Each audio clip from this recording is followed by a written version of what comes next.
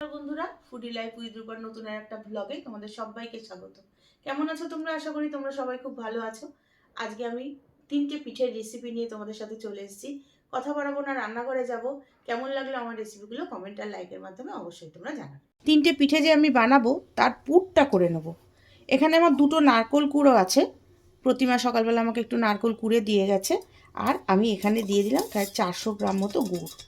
যদি পরে চিনি লাগে তাহলে আবার পরে চিনি দেবো। তাই গুড়টা দিয়ে নারকেল কুড়োটা ভালো করে নেড়ে আমি এখন এটাকে একটা সুন্দর করে পুর বানিয়ে নেব। একটুখানি মিল্ক মেড দিয়ে দেবো এটার মধ্যে। আমি এরকম একটা মিল্ক মেডের কৌটো কিনেছি, এটা পুরোটা দেবো না, হাফটা দিয়ে দেবো। 4খানা সন্দেশ, এরকম 4টে সন্দেশ আমি কিনে রেখেছিলাম, সন্দেশ 4টে কুড়িয়ে এর মধ্যে দিয়ে দেবো। পুরটা যদি ভালো হয় তাহলে অবশ্যই পিঠেটাও খেতে খুব সুন্দর হবে, সেই জন্যই এই সমস্তগুলো করা। 4খানা এই সন্দেশ আমি এর মধ্যে কুড়ে কিন্তু দিয়ে দিচ্ছি। আর পুরটা কিন্তু একদম হয়ে গেছে, আমি গ্যাসের ফ্লেমটা অফ করে দিয়েছি। এবার পুরটাকে আমি এইভাবেই ছেড়ে দেবো, একদম ঠান্ডা হবে বলে এভাবে আমি হালকা একটা কিছু ঢাকা দিয়ে ছেড়ে দেবো।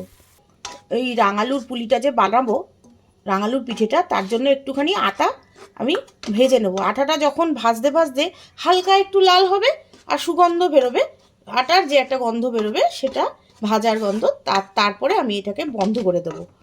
আটাটা ততক্ষণ আমি একটু ভেজে নিচ্ছি। রাঙালু বাজার থেকে কিনে নিয়ে এসেছিলাম, সেগুলো প্রেসার কুকারে সিটি দিয়ে সিদ্ধ করে রেখেছি। এবার রাঙালুর খোলাগুলোকে আমি 500 গ্রাম যে রাঙালু নিয়ে এসেছিলাম ওই রাঙালুর খোলাগুলো পুরো ভালো করে ছাড়িয়ে নেব। আলুগুলো ছাড়িয়ে নিয়েছি, নিয়ে একটু চটকে নিয়েছি, একটুখানি নুন দিলাম। আর যে আটাটা আমি ভেজে রেখেছিলাম সেই আটাটা দিয়ে এই রাঙালুটাকে অল্প অল্প করে মেখে নেব। নিয়ে একদম ময়দা যেরকম লুচি ভাজি আমরা সেরকম ময়দার ডোয়ের মতো একটা শক্ত ডো করে নেব। আমার ডোটা মাখা হয়ে গেছে। ডোটা ঠিক এরকম নরম, এরকম একটা ডো হবে। গোলাটা আমি গুলে নেব। তার জন্য আমি নিয়ে নিয়েছি এখানে 1 কাপ মতো, এখানে আছে চালের গুঁড়ো। হাফ কাপের একটু বেশি নেব আমি সুজি। 1 কাপ নেব আমি ময়দা। এর সঙ্গে দেব একটুখানি নুন স্বাদ মতো।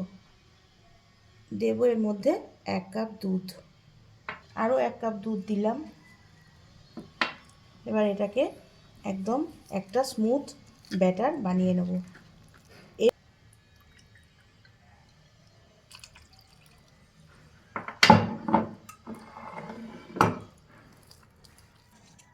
এবার আমি এটা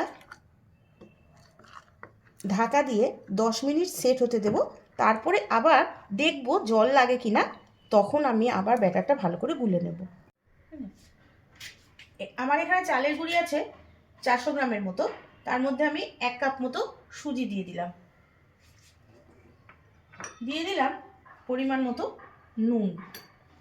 আমি একটা ইয়েতে গরম জল ফুটিয়ে রেখেছিলাম, গরম জলটা কিন্তু আমার এখানে ফোটানো। এই ফোটানো গরম জল দিয়ে আমি আস্তে আস্তে করে এটাকে মেখে নেব।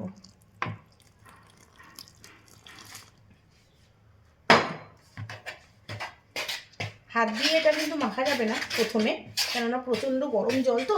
আর গরম জল ছাড়া এটা মাখলে অবশ্যই, এটা কিন্তু তোমাদের বলে রাখি, সেদ্ধ চালের গুঁড়ি। সেদ্ধ চালের গুঁড়ি না হলে কিন্তু পুলি পিঠে পরে শক্ত হয়ে যাবে, আর যখন তোমরা দুধে দেবে তখন অবশ্যই এটা ফেটে যাবে। আমি এবার এই গরম জলটা দিয়ে আস্তে আস্তে করে এটার একটা ডো তৈরি করে নেব। আমার এইটা ডোটা মাখা হয়ে গেছে। দুধ পুলির যে পিঠেটা করব তার ডোটা এরকম শক্ত কিন্তু হবে।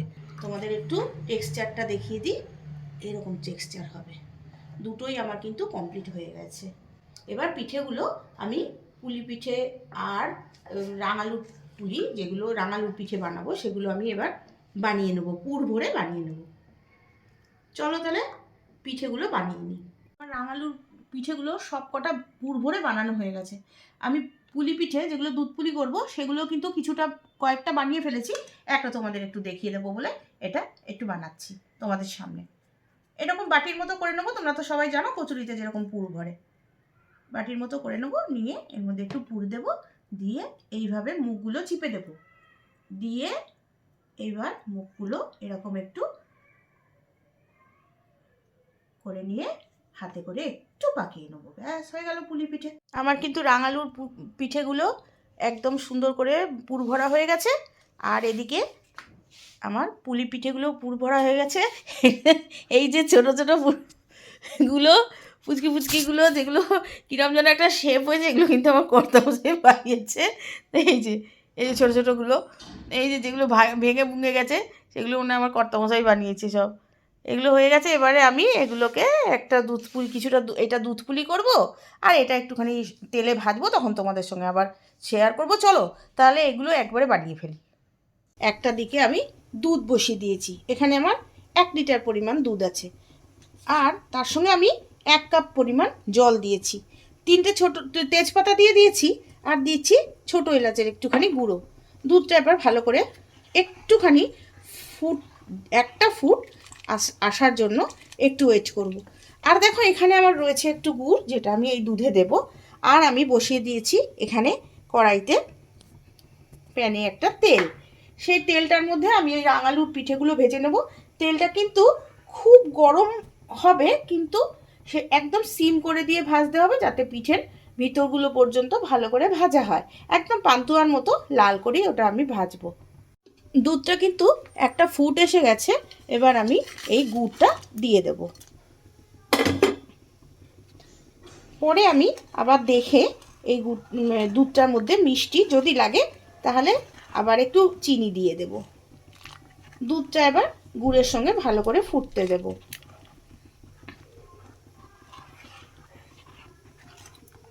রান্নাগুলো হয়তো সহজ, কিন্তু ভিডিও তোলাটা অতটা সহজ না। যারা এই রান্নার ভিডিও বা অন্য কোনো ভিডিও করো তারা তোমরা জানো যে শুটিংয়ের মতো করে করতে হয়। একটা যদি খারাপ হয়ে যায় ভিডিও তোলা, সেই ভিডিওটা আর ছাড়া যায় না। একদম কমিয়ে দিয়েছি, দিয়ে আমি এবার একটা একটা করে রাঙালুর পিঠে তেলটার মধ্যে ছেড়ে দেব। তেলটা কিন্তু তোমরা দেখছো খুব বেশি গরম হয়নি, এই অবস্থাতেই কিন্তু রাঙালুর পিঠেগুলো দিতে হবে। পিঠেগুলো কিন্তু ডুবো তেলে ভাজা হওয়া চাই। এদিকে আমার দুধটা ফুটে গেছে, আমি এবার এর মধ্যে পুলিগুলো দিয়ে দেব।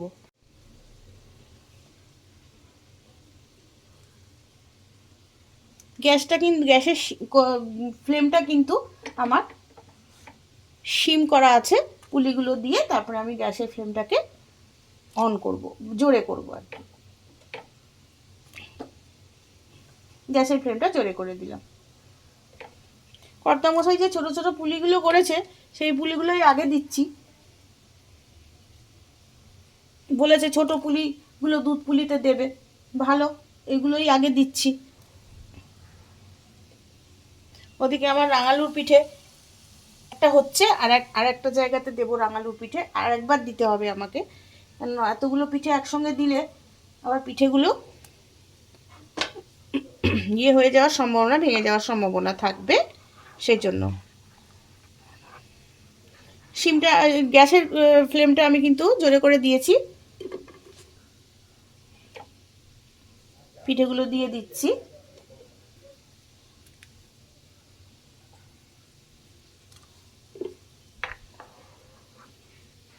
দিয়ে একটু পিঠেগুলো নেড়ে দিচ্ছি। এবার এটা পিঠেগুলো আমি এর মধ্যে ভালো করে ফুটতে দেব। রাঙালুর পিঠে যেগুলো করেছিলাম সেগুলো কিন্তু আমি একটু চিনির রসে বুড়িয়ে দিয়েছি। ওই রাঙালুর পিঠে শুকনো খেতে আমাদের বাড়িতে কেউ চায় না, তার জন্য চিনির রসে বুড়িয়ে দিয়েছি। রসটা গরম, পিঠেটা একটু ঠান্ডা হওয়ার জন্য অপেক্ষা করেছিলাম, গরম রসের মধ্যে ডুবিয়ে রেখে দিয়েছি। এটা এখন যদি কেউ একটু খায় তো ভালো, আর না হলে কালকে সকালবেলা ওভারনাইট এরকমভাবে রেখে দেবো। চলো তাহলে এবার পাটিসাপটাটা তোমাদের সঙ্গে শেয়ার করি। পাটিসাপটাটা বানিয়ে নিই। পুরটা তো হয়ে গেছে, গোলাটাও রেডি হয়ে গেছে, পাটিসাপটাটা বানিয়ে নিই। পাটিসাপটার জন্য দেখো ঘি আর ব্রাশ রেডি করেছি, তাওয়াটা গরম করতে দিয়েছি, আর পাটিসাপটার গোলাটা একদম পাশে রেখেছি। তাহলে পাটিসাপটাটা এবার চলো কিভাবে করি তোমাদেরকে একটু দেখিয়ে দিই। পাটিসাপটা আমার কয়েকটা হয়ে গেছে, একটা তোমাদেরকে একটু দেখাচ্ছি কিভাবে করছি। এই ব্রাশে করে একটু ঘি ব্রাশ করে নিলাম। আমি আমার শাশুড়ি মার কাছ থেকে এটা শিখেছি। সবসময় পাটিসাপটা করতে গেলে উনি বলতেন যে ব্রাশ ঘি দিয়ে করতে হবে, তেল দিয়ে না। এবারে আমি এটার মধ্যে যে গোলাটা গুলিয়ে রেখেছিলাম সেই গোলাটা দিলাম। আস্তে আস্তে আস্তে আস্তে, যেরকম তোমরা ধোসা বানাও বাড়িতে সেরকমভাবে আস্তে আস্তে এটাকে চাটুর মধ্যে স্প্রেড করে দেবো। গ্যাসের ফ্লেমটা কিন্তু আমার একদম সিম করে দেওয়া আছে। চাটুটা গরম হওয়ার পরে আমি গ্যাসের ফ্লেমটা সিম করে দিয়েছি। আর এই পাটিসাপটা যেগুলো আগে করেছিলাম সেই পাটিসাপটা দুটো আমি একটু শক্ত হওয়ার জন্য ওই সাইডে রেখে দিয়েছি। এবার একটু পুর দিয়ে দেব, পুর দিয়ে এটা শক্ত হওয়ার জন্য অপেক্ষা করব।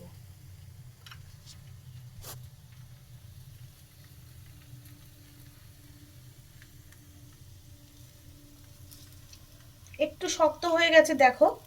আগেকার দিনে মা ঠাকুমাদের কি কষ্ট হতো, আমরা এখন ননস্টিক চাটুতে পাটিসাপটা বানাই, পটপট করে উঠে যায়, দুধ দিয়ে মাখি জল দিয়ে মাখি কোনো ব্যাপার না। আর ওই লোহার চাটুতে তারা ঠিক পরিমাণ ঠিকঠাক করতে না পারলে পাটিসাপটা একদম চটকে যেত। এইভাবে আমি সবকটা পাটিসাপটা করে নেব, তারপরে আমি দেখাচ্ছি আমার পিঠেগুলো কেমন হয়েছে। রাঙালুর পিঠে, দুধ পুলি আর পাটিসাপটা তিনটে আমার কমপ্লিট হয়ে গেছে। তোমাদের একটু দেখিয়ে দিচ্ছি। সার্ভ করে দিয়েছি। রাঙালুর পুলিগুলো ওভারনাইট ভেজানো থাকলে একদম পান্তুয়ার মতো নরম হয়ে যাবে। আমার এই ভিডিওটা তোমাদের কেমন লাগলো কমেন্টের মাধ্যমে জানাতে ভুলো না। সাবস্ক্রাইব করে পাশে থেকো আমার এই ছোট্ট চ্যানেলটার। যতক্ষণ আমি একটা নতুন ভিডিও নিয়ে ফিরে আসি ততক্ষণ তোমরা সবাই খুব ভালো থেকো।